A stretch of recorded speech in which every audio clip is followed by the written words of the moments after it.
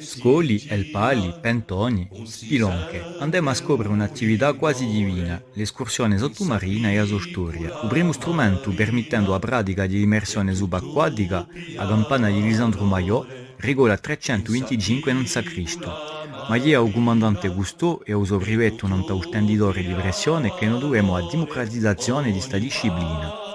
La Corsica è apprezzata per la bellezza dei suoi paesaggi e la ricchezza della sua biodiversità. Mintuemo per indetto a Gorgogna, chiamata di nuovo pianta corallina, palmazza di fondo, a Lugerna, a Murena o anche numerosi relitti di mare come quello di UP47 di Miumi. Orizzonte, una rivista tremenda.